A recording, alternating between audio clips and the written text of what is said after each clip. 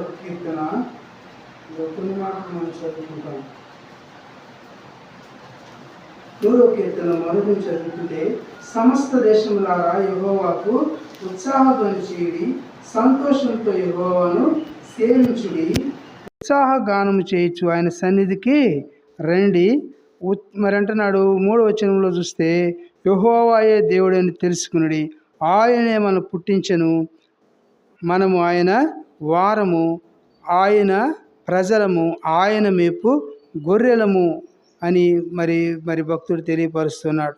కాబట్టి నేను కూడా ఎవరు అంటే ప్రభు చెప్తున్నాడు, సమస్త దేశములారా అని ప్రభు మాట్లాడుతున్నాడు. సమస్త దేశములారా యెహోవాకు ఉత్సాహధ్వని చేయాలి. కాబట్టి ఇటు స్వాతంత్రం ఇచ్చినటువంటి ప్రభువుకి మన ఉత్సాహధ్వని చేయవలసిన వారం వింటున్నాం. కాబట్టి ప్రాంతములకు, దేశములకు ఎంతమాత్రం కూడా ఇది లేకుండా మన దేశంలో 2 పండుగలు చక్కగా అందరూ జరుపుకుంటారు. ఒకటి మరి ఆగస్టు 15 స్వాతంత్ర దినోత్సవమును, రెండవది జనవరి 26 గణతంత్ర దినోత్సవం ప్రజలందరూ కూడా జరుపుకునేటువంటి పండుగలు. కనుక ఈ ఉత్సాహంతో మరి ప్రభువుని మనం ఆయన సన్నిధికి రండి అని దేవుడు అందరిని కూడా ఆహ్వానిస్తూ ఉన్నారు. కాబట్టి ఇంతవరకు నీవు దేవుని సన్నిధికి రాలేదేమో, అయితే ఆయన సన్నిధికి రావాలని సమస్త దేశముల గురించి ప్రజలందరూ కూడా యెహోవాను ఏం చేయాలంట?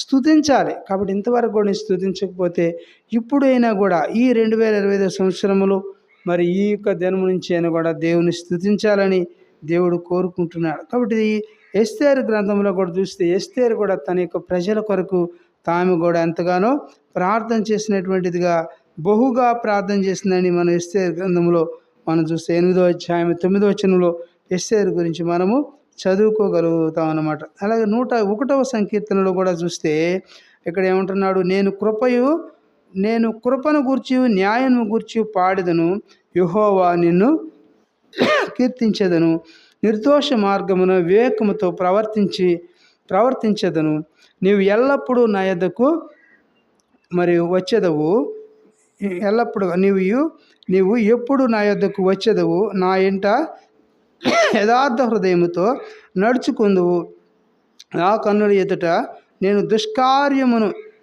ఉంచుకొనను,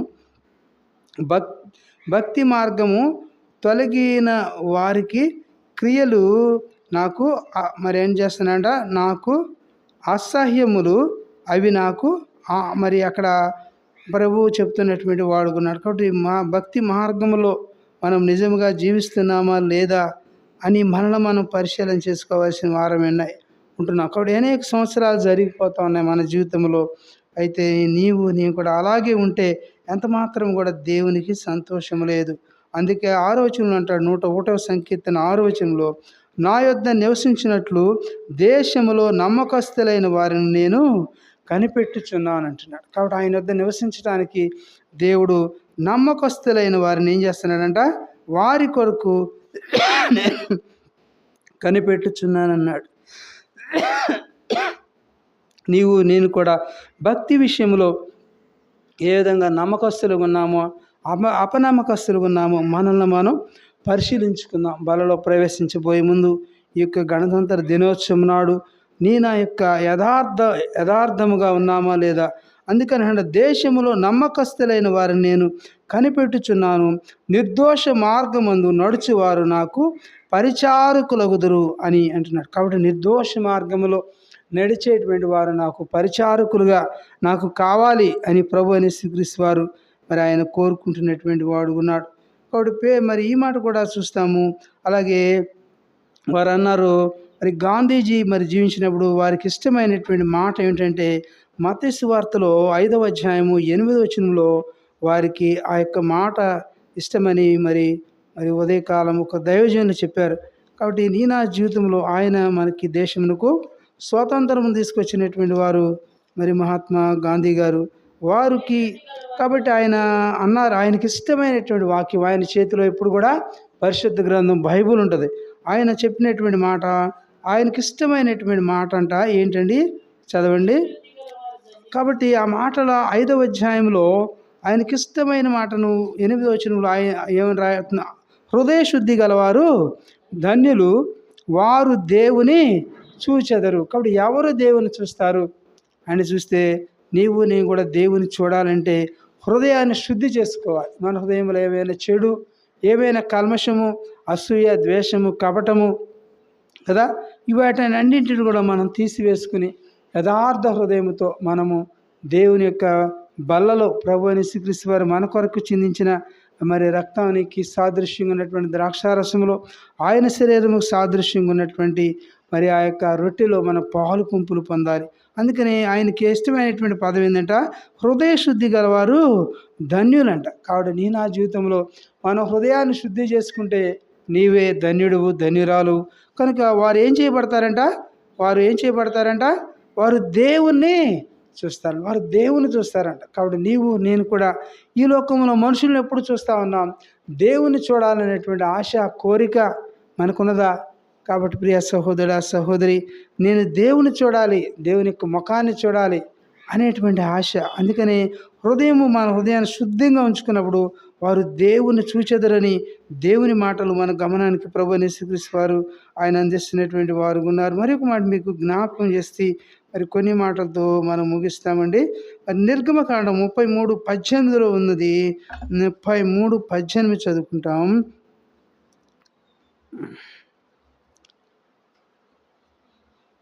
నిర్గమకాండం 33:18 వాక్యంలో ఒక మాట చూసి మనం, కాబట్టి అక్కడ అంటున్నాడు నిర్గమకాండంలో, అతడు దయచేసి ఏమంట,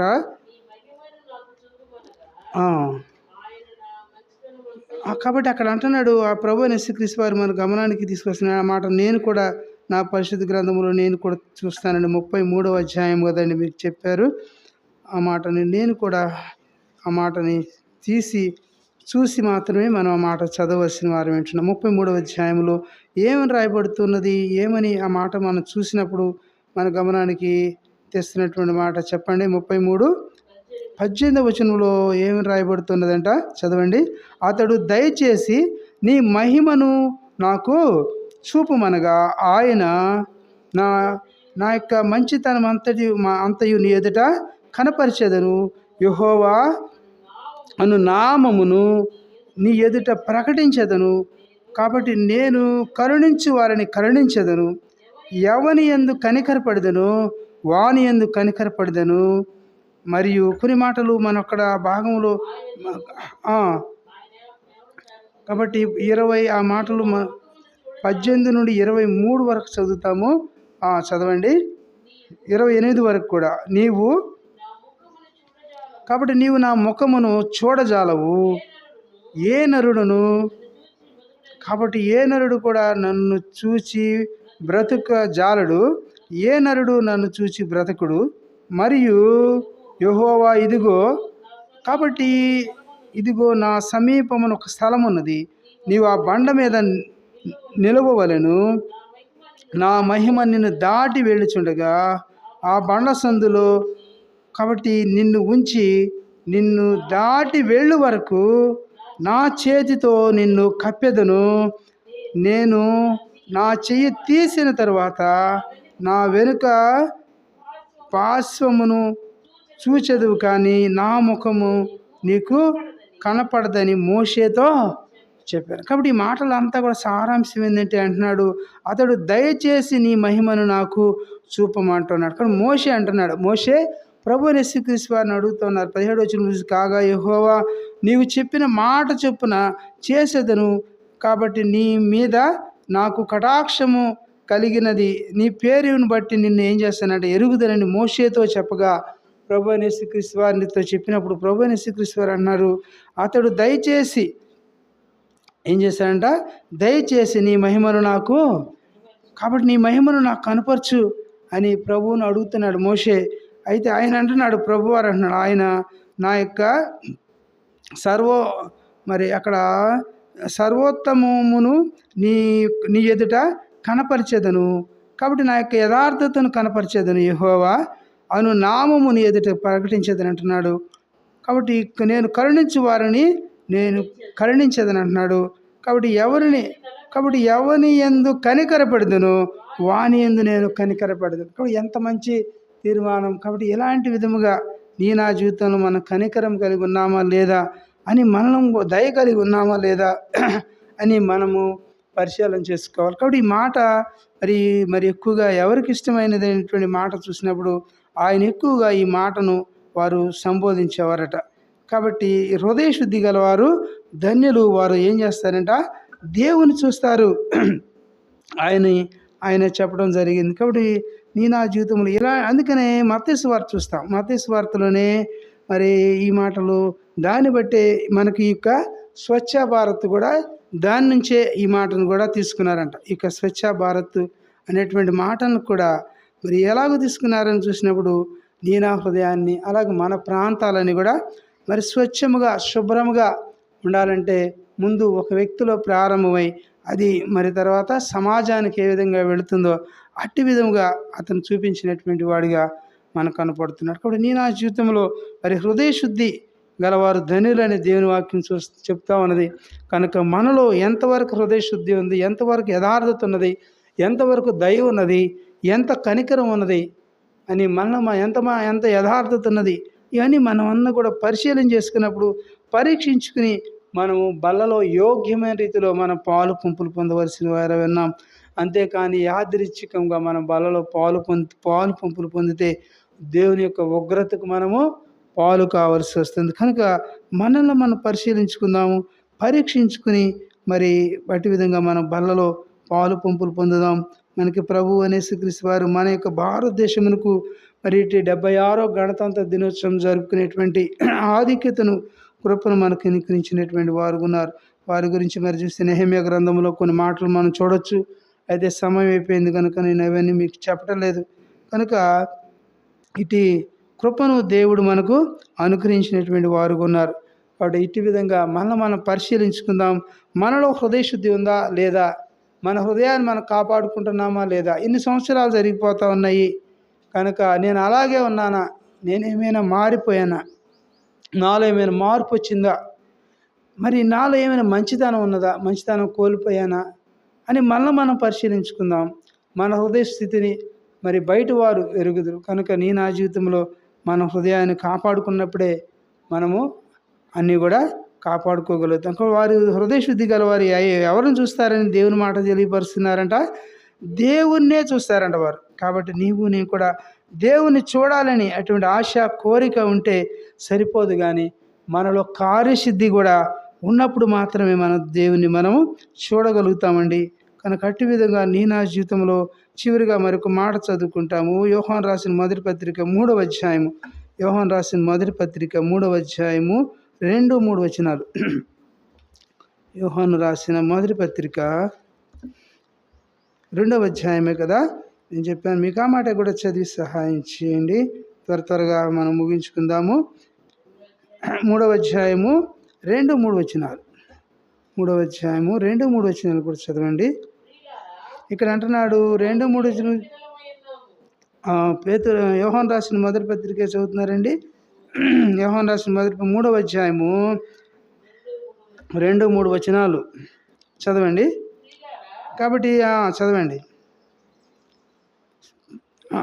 ప్రియులారా, ఇప్పుడు మనము దేవుని పిల్లలమై ఉన్నాము, మనమిక ఏమోదుమో అది ఇంకా ప్రత్యక్షపరచబడలేదు, కానీ ఆయన ప్రత్యక్షమైనప్పుడు ఆయన ఉన్నట్లుగానే ఆయన చూతుము గనుక ఆయనను పోలి ఉందమని ఎరుగుదము. 3వ వచనం.